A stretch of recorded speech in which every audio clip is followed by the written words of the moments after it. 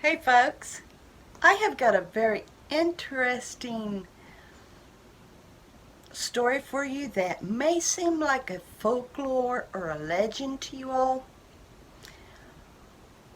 What does the Alaskans and the Fugate, pronouncing it Fugate because that's how it was spelled, Fugate, and Combs had in common? Well,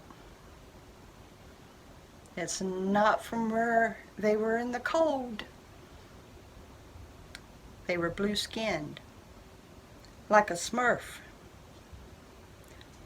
but definitely not like the blue men that does performances. This had everything to do with the blood. Back in the early 19th century, a Martin Fugate came from Europe into America and met Elizabeth Smith. And they had one thing in common: a recessive gene called methemoglobinema. I believe I pronounced that right. It's a very big word. Now, Mr. Fugate had blue blood, had blue skin, like a Smurf. But Elizabeth did not. Elizabeth was a redhead that had pale translucent skin. But nonetheless, it was still the recessive gene that gave this odd color to both their skin.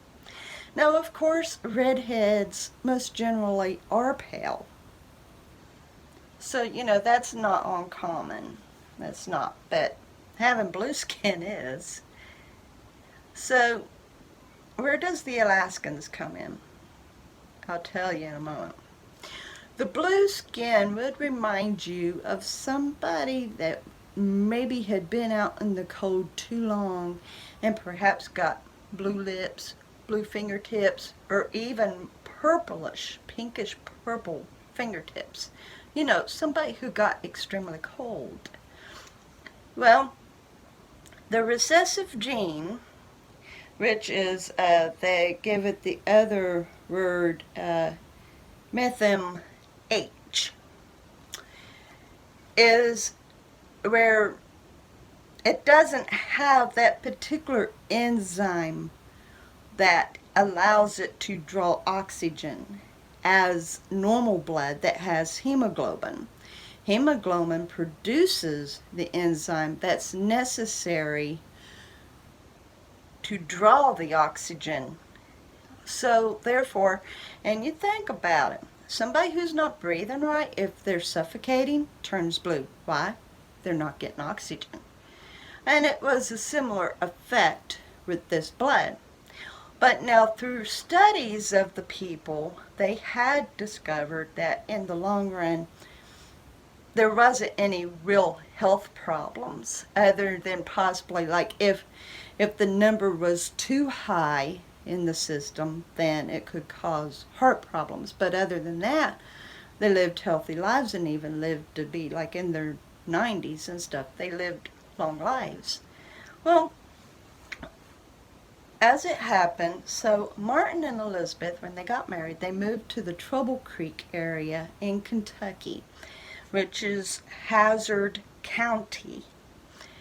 And they became very self-aware, especially when they started having children. They had 8 children, and if I remember correctly, I read that it was either 4 or 5 out of the 8 had blue skin. The others looked a little bit more normal. But they had really become self-conscious of their skin color. So they turned around and they kind of receded further back into Kentucky, where they were more secluded.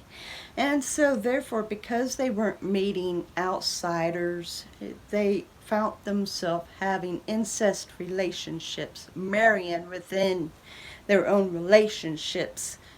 And so, as it happens, the more concentrated the relative blood, the more chances of having that recessive gene. And it wasn't out of pure ignorance or anything. It wasn't them being nasty people. It was just for the fact that they were ashamed of their skin color. And so therefore it kind of forced them to just become seclusive. And so they married their cousins, their aunts, uncles, you know. They just ended up being an incest family. And therefore the blue bloods continued. Now, later on down the line, there happened to have been a brother and a sister who came into a clinic, and they were very highly ashamed of themselves. And the doctor who looked at them had known of a study that was going on in Alaska because there was blue people like a Smurf living in Alaska.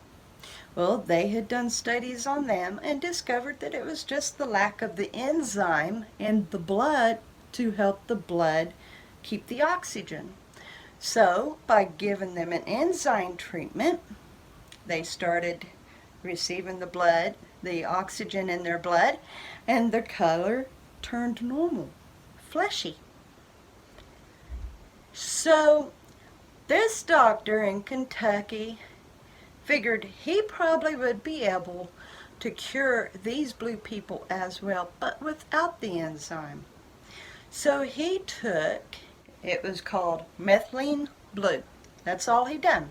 He just took, it was an electron. The methylene blue had an electron in it. He injected it in that brother and sister, and their skin turned fleshly, and they were so delighted. So it became very well known that there was definitely a cure for the blue skin, that it wasn't some odd phenomenon or something permanent or something that couldn't be helped.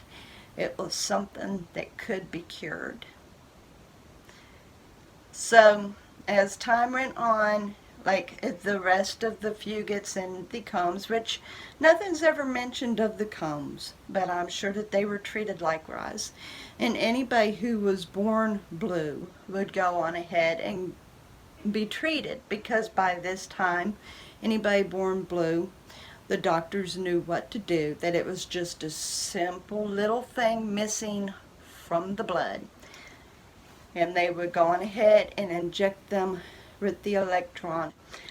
Finally, there became one last relative of the Fugit family by the name of Benjamin Stacy.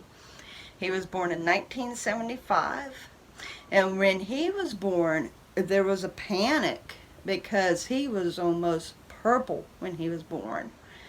And so, of course, they took care of him, and he didn't stay blue very long.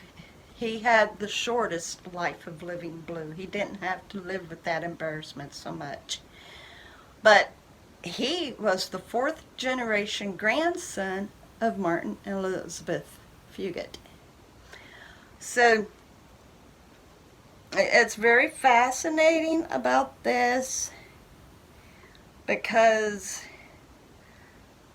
well, I married a Fugit, but I don't think his blood is anything related to them at all. He's dark, like Mexican dark. So what caused the blood to be different color? Because, okay, so the skin turned blue for the lack of oxygen in the blood, which meant that the blood had to be of different color as well, right? Correct.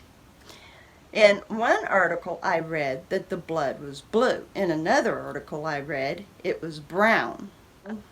Normal hemoglobin blood is red, and apparently blue skin blood is brown, or as another article said, blue. Whichever the case, the blood isn't of the same color. So living with blue skin had to have been pretty tough. And I can understand them going back into the recedes of their country so that they wouldn't be spotted. I can see that. And I reckon I understand them going on ahead and continuing the relationships with their own relationships, because you didn't have anybody outside to marry into. Oh, and anybody who had the recessive gene that happened to have married somebody with regular hemoglobin, the chances of being born with the recessive gene was a lot thinner. More like a 1 out of 100,000 compared to if you married within the family with the recessive gene. It was more like 1 out of 8. So, yeah, one of those genes that were passed. So anyway, I hope that you found this to be an interesting article, and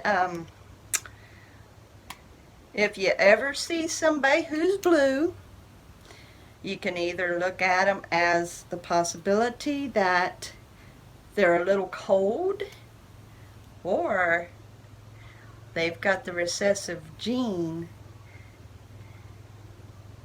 where they don't have oxygen in their blood. But don't ever look at them like they're some odd, sick person that you can't touch, because they're a human being too. And remember, there's a cure for them.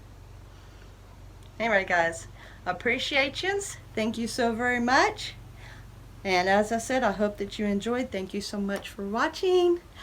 Please follow and subscribe to me. I would appreciate that so very greatly, because I love talking to you. Anyway, I'll see you on the next video. You all have a great day.